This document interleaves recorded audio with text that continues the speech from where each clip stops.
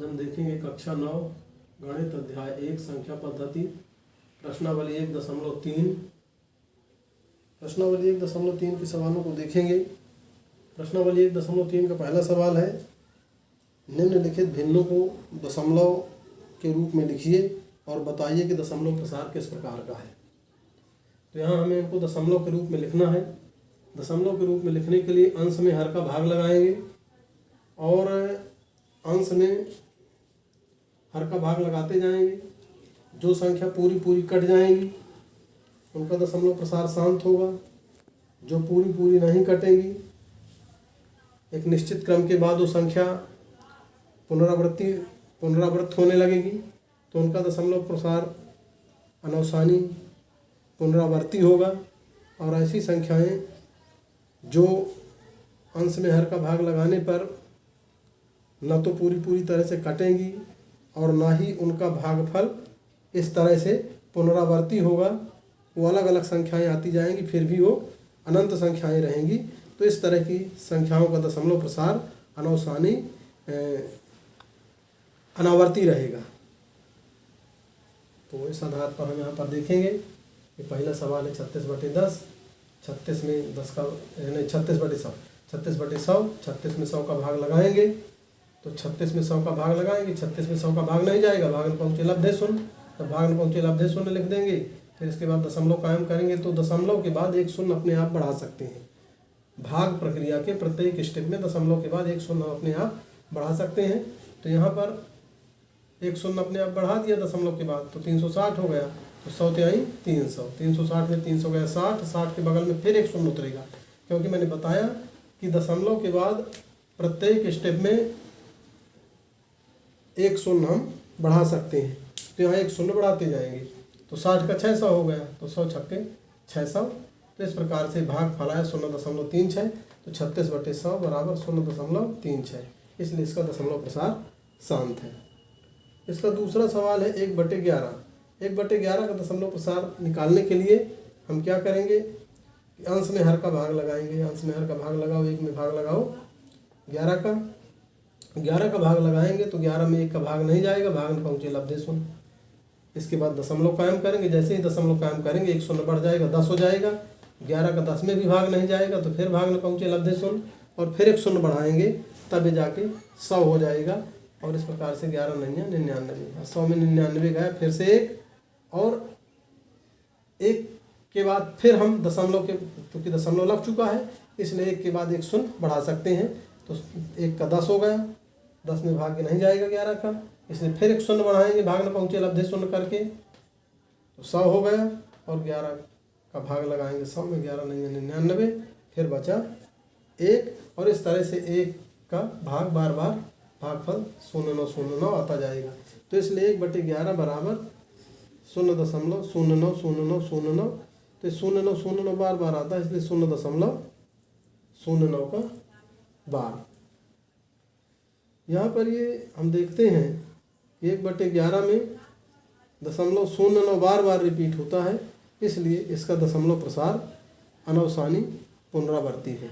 जब संख्या अंश में हर का भाग लगाने पर पूरी पूरी कट जाती है तो उसका दशमलव प्रसार शांत होता है, और जब संख्या अंश में हर का भाग लगाने पर पूरी पूरी नहीं कटती तो उसका दशमलव प्रसार अनवसानी पुनरावर्ती होता है। तो ये संख्या, इसका दशमलव प्रसार अनवसानी पुनरावर्ती है।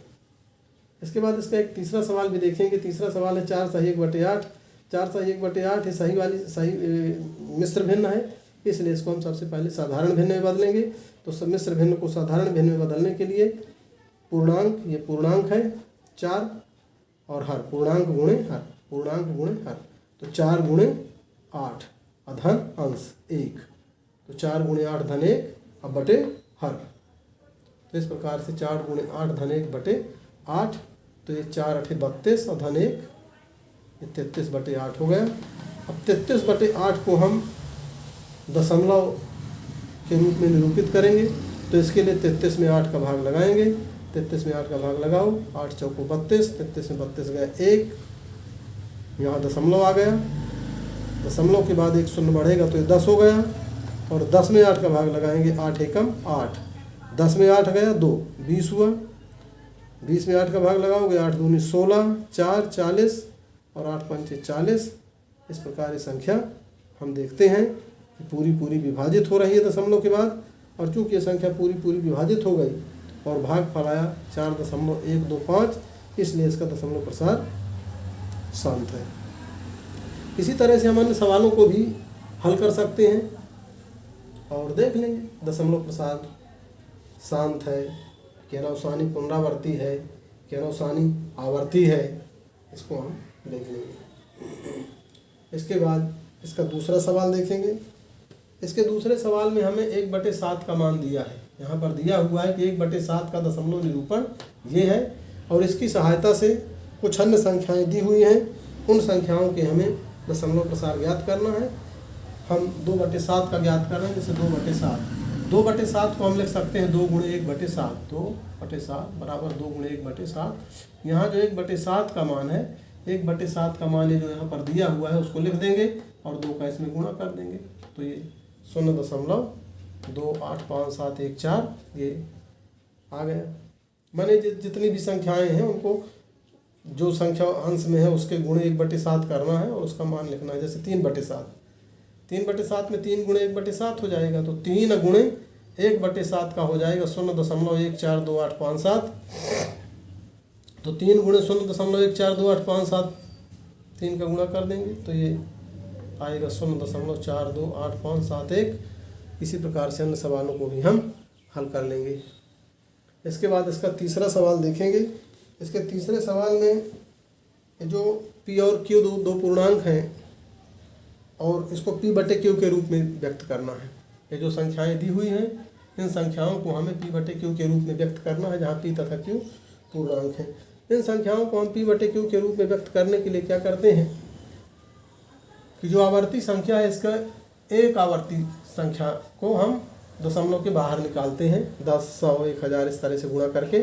तो यहाँ ये 0.6 है, 0.6 का बार, 0.6 के बार को हम मान लेंगे, माना x बराबर 0.6 बार, माना x बराबर 0.6 बार। ये 0.6 बार का मतलब है 0.666 अनंत बार। तो x बराबर 0.6 बार यानी 0.6666। हम दोनों पक्षों में 10 का गुणा करेंगे। दोनों पक्षों में 10 का इसलिए गुणा करेंगे ताकि इसका दशमलव के बाद का एक अंक दशमलव के पहले आ जाए। तो दोनों पक्षों में 10 का गुणा करने पर x में 10 का गुणा किया 10x, और इसमें 10 का गुणा करेंगे तो 1 तो 6 दशमलव के पहले आ गया, बाकी 6 अनंत बार आएंगे। तो इसको हम ऐसा लिख सकते हैं कि 10x बराबर 6 धन 0.666, ऐसा लिखा जा सकता है इसको। 6.666 को 6 धन 0.666 अनंत बार। लेकिन यहाँ पर हमने माना है 0.666 को, यहाँ पर हमने माना है x के बराबर, तो इसलिए 0.666 बराबर x लिख देंगे। यहाँ पर हम इसके बराबर लिख देंगे x, और 10x बराबर 6 धन x को इधर लाओ बराबर के, तो इधर धन है तो इधर ऋण हो जाएगा, तो 10 ऋण x बराबर 6, 10 में 1 गया 9, 9x बराबर 6, इसलिए x बराबर 6/9, 2 से 3 से काट दो इसको, 3 दूनी 6, 3 त्रिका 9, ये 3/2 आ गया। इसलिए 0.6 बार का P/Q के रूप में, P/Q का रूप जो है वो 2/3 होगा। इसी का दूसरा सवाल एक और देखेंगे। माना x बराबर यहाँ पर 0.47 बार, 0.47 का आवर्त, इसका हमें P/Q के रूप में व्यक्त करना है। तो हम मान लेंगे माना x बराबर 0.47 बार, इसलिए x बराबर 0.4 और 7 के ऊपर आवर्त लगा है तो 7 अनंत बार, तो 0.47777 अनंत बार। दशमलव के पहले जो एक बार के बाद की संख्या है, एक संख्या इसको हम बाहर निकालेंगे, और एक संख्या जब बाहर निकालेंगे तो यहाँ पर हम देखते हैं कि बार के पहले वाली एक संख्या बाहर निकाल लेंगे तो x बराबर ये आया। दोनों पक्षों में 10 का गुणा कर देंगे, दोनों पक्षों में 10 का गुणा करेंगे तो x में 10 का गुणा करेंगे 10x, इसमें 10 का गुणा करेंगे तो ये 4.7777, और 2 में 1 को घटा देना है। ये 2 में 1 को घटा दो तो बाएं पक्ष में दाएं पक्ष, बाएं पक्ष में बाएं पक्ष घटेगा, 10x में x घट जाएगा, इधर 4.7777 में 0.477 ये घट जाएगा, तो 10x में एक x गया 9, x बराबर, और ये घट जाएगा 4.300। तो इसलिए x बराबर 4.3/9 × 10, तो 43/90। तो इसलिए 0.47 बार का p/q रूप 43/90 ये उत्तर आया। तो इस प्रकार से अन्य सवालों को भी हम इसी तरह से कर सकते हैं। यहाँ पर हमने 2 विधियों का उपयोग किया है, एक विधि उसमें रख दिए थे, इसमें घटा के कर दिए हैं। दोनों विधियों से जानकारी होनी चाहिए।